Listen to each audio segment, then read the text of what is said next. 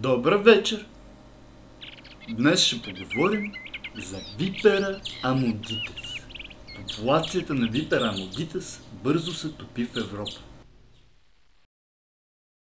Това е тревожен феномен, който специалистите не могат да обяснят. Те почти са изчезнали, отбелязва Фредерик Барото от Френския център за изследване на биологията на популация. Причините за намаляването на популацията на Випера амогитес не могат категорично да се обяснят. Възможно е то да се дължи на конкуренцията на други видове, на интензификацията на земеделието.